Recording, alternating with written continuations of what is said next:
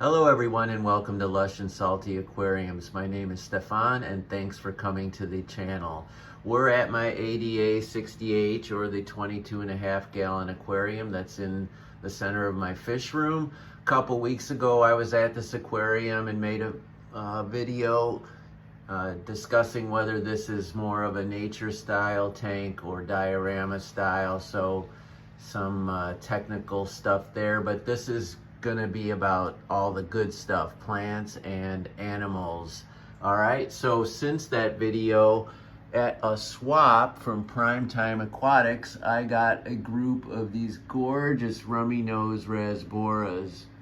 All right, so they have that great charcoal body with the super red nose and tips on their and red tips on their caudal fins, as well as I suppose on their dorsal fins as well, and that is a characteristic of the male. The females, which are a lot harder to find, are drab, frankly. I suppose you could flatter them by saying they have a gold hue to them, but honestly, just drab. But they're rarer, and you don't get any fish without them. So cheers to the ladies. There's 2 females in here and I believe 10 males. And I got them, as I said, at the Greenwater Swap in Northbrook from Primetime Aquatics. Okay, so Jason over there, popular YouTuber and creator, and he sells wonderful fish at real good prices and always has a few, I don't want to say oddballs, but interesting fish that you can buy from him, as well as some of the standard favorites like chili rasboras and things of that nature. But this fish a couple years ago, I suppose, if that, was considered quite an anomaly in the hobby, a rarity, hard to find and priced accordingly. But I've seen it now in all the better LFS that I frequent, and the prices can be high there, but they're coming down, and Jason topped them all with his price point. So thank you, Jason, and thank you, Primetime Aquatics, and thank you, Rummy Nose Rasbora. What a beautiful fish. So lovely. I won't get into the science around them. You can go to Wikipedia for that. I do know I didn't have to, but I considered and ended up compromising in one parameter, which is temperature. They like cooler water, at least in the wild, so low 70s.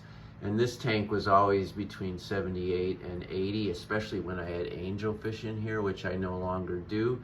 So I split the difference and brought the temperature down to about 76. They weren't struggling at 78. I just wanted to use the science to better the experience for myself as well as the creatures under my care. And so far so good. I hope you all agree. They seem to get along really well with the SB Rasbora, aka Lamb Chop Rasbora, and all the other denizens. There's a panda cory, I've got Otocinclus, I've got some ember tetras as well. So a pretty cool combination of small fish. I aborted the idea of trying to keep larger display fish, if you will, in this tank, and went for the group photo. And I don't think I'm gonna reconsider that, because while the angelfish were happy, they always seem to be looking for space, and I just felt a little bit guilty about keeping them in a confined environment, even though 22.5 gallons for smaller scalare or smaller tank raised angelfish. I mean, millions of people have done it with 20 gallons, but I'm not millions of people, I'm just me, and I'm trying to do the best thing for my fish and ultimately my own experience in the hobby. So ornamental Tetra tank, and the plants is where I'll end up, because after 2 weeks, you're gonna get the best look, I feel, from your tank after 2 weeks after trimming, I should say. And that's what we have here. So the rotala is starting to get red on its tips and get a little bushier. All the crypts and what have you have begun to spread out and flower shape. And the Anubias has added a few new tendrils. The Hyperoides, that stem in the back, is starting to redden up at the tips and reach ever closer to the top. I'd say 3 weeks for that to happen. The Japanese clover, because I can't say the Latin name, Hydrocoltia tripolati. Now that's about as good as I'm gonna get, but what a great plant. And you can use it as a carpet, but I love how it just sort of floats. I have a lot of success with this by anchoring the very fragile stem, if that's what it is, because it doesn't feel like a stem, it feels like a tendril, but I anchor it in the substrate, and I have a lot more success in that regard than, say, using it as an epiphyte and wrapping it around the wood and doing things like that, which I have done, and it does work. Here you see it there.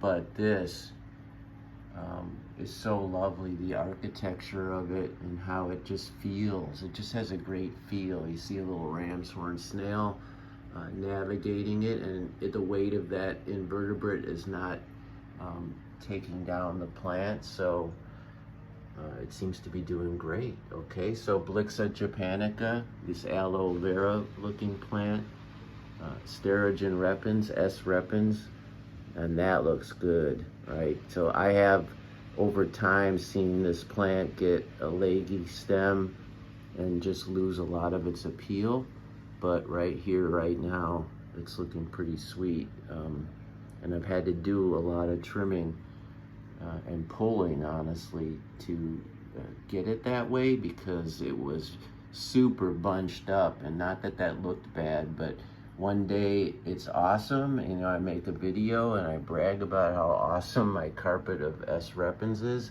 and the next day I end up clipping the hell out of it. It's just, there's a flurry before the epiphany that it's time to do maintenance. There's this like awesome, oh my God, the tank is perfect, and the next morning, wait a minute, and change comes. So here's Hygrophila pinnifada, if I'm saying that right. Used to be my favorite plant. It's still right up there. That's the wonderful red and yellow and the great variegated leaf structure that you see when it's doing its stem vibe. And then if we go down and in, you see Bucephalandra there, but also some Hygrophila pinnifada as well. Actually, I'm not getting a good view of it. I wanted to show you the epiphyte version, which is tighter and bushier, but that's really more evidenced in one of my other tanks, so I beg your pardon. And there you have it. Pretty sweet, huh? And how about those Rummy Nose Rasboras? Highly recommend this fish. Such a special looking animal. I hope you agree. As always, everyone, keep your hands in the tank. Ciao for now.